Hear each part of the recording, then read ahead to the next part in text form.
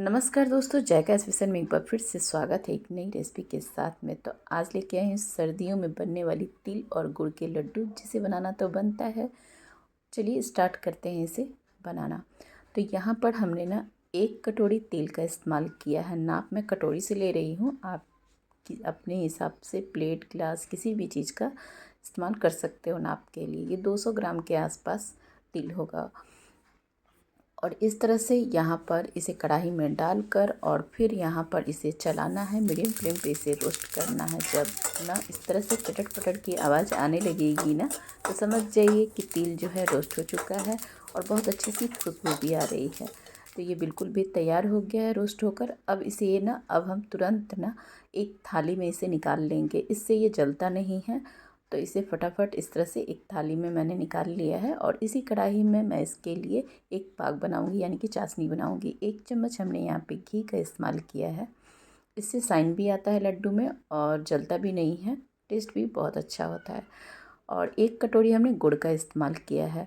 जिस कटोरी से मैंने तिल लिया था उसी कटोरी से मैंने गुड़ का भी इस्तेमाल किया है। तो सेम जो नाप है ना, बिल्कुल दोनों का बराबर है। तो इस तरह से आपको चलाते हुए आपको इसे मेल्ट कर लेना है। तो ये बहुत जल्दी से ना मेल्ट हो जाता है। यहाँ पर देख सकते हैं, टाइम नहीं लगता है। मुश्किल से ना इसे बनाने में 5 से 10 मिनट का ही टाइम लगता है, ज़्यादा टाइम नहीं लगता है। मुझे तो बिल्कुल 5 मिनट ही लगा था, इससे ज़्यादा नहीं। और अब इसके पाक को हम, अब चाशनी आप बोल सकते हो, तो इसे हम चेक कर लेते हैं। तो इस तरह से नॉर्मल पानी में इसे लेकर और इसे डाल लीजिए 1-2 ड्रॉप और इसे चेक करेंगे। तो इसे फिर मैं पानी में डालूँगी, सेम थोड़ा सा और ठंडा हो जाएगा तो ये एकदम कट-कट आवाज़ होता है, या हाथों से मसलोगे ना टूटने लगता है। तो ये बिल्कुल सही तरीका है चेक करने का, यानी कि जो हमारी चाशनी है वो बिल्कुल बनकर तैयार है। तो यहाँ पर अब हम मूंगफली हमने डाल लिया है, मतलब आधा कटोरी से भी कम रोस्ट किया हुआ मूंगफली हमने लिया था, तो उसे हमने डाल लिया है और डालकर मिक्स कर लिया। फिर तिल को भी डाल लेंगे साथ में और मिक्स कर लेंगे। तो पाक जैसे ही तैयार होता है, यानी कि चाशनी तैयार होती है, तो आप इसे तुरंत डालिए सारी चीज़ों को, जो भी आपको डालना है इसमें।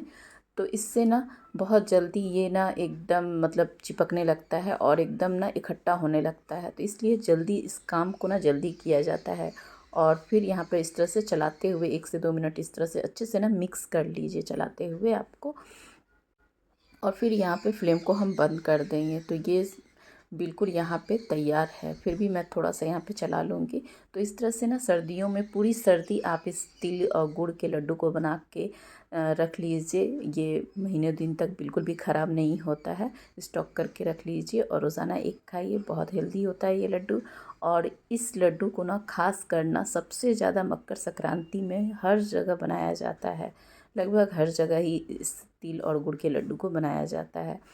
तो इस तरह से थोड़े से हाथों में पानी लगा लीजिए और अब इस तरह से बीच बीच में थोड़ा सा चला भी लीजिएगा। और हथेलियों पे भी इस तरह से पानी लगाते हुए आपको लड्डू को तैयार कर लेना है। तो आज की रेसिपी पसंद आई होगी तो एक लाइक और शेयर कर लीजिएगा। तो इस तरह से देख सकते हैं ये लड्डू हमने तैयार कर लिया। तो सारे लड्डू आप इसी तरह से बनाकर तैयार कीजिए। तिल और गुड़ के लड्डू सच में बहुत स्वादिष्ट होता है और घर का चीज़ बना हुआ है तो सच में हेल्दी भी होता है। तो इस तरह से लड्डू बना के आप तैयार कर सकते हो। जब मन करे ना, तो बिना स्टॉक किए भी आप फटाफट इसे आप बनाकर तैयार कीजिए और तुरंत ट्राई कीजिए। सच में ये बहुत ही टेस्टी लड्डू बनता है और झटपट बन के तैयार होता है। तो कमेंट करना मुझे ज़रूर बताइएगा, कमेंट करके अपना अनुभव मेरे साथ शेयर कीजिएगा। तो इस तरह से देख सकते हैं बहुत ही बढ़िया लड्डू बना है और एकदम कड़ा नहीं हुआ, एकदम सॉफ्ट है और ऊपर से एकदम ज़बरदस्त है और अंदर में एकदम सॉफ्ट है। तो इस तरह से तिल और गुड़ के लड्डू बनकर तो यहाँ पे तैयार है। आप इसे कब बना रहे हो मुझे कमेंट बॉक्स में ज़रूर बताइएगा। इसी तरह से नई नई रेसिपी के साथ आती रहूँगी। फिर से मिलती हूँ। Thank you.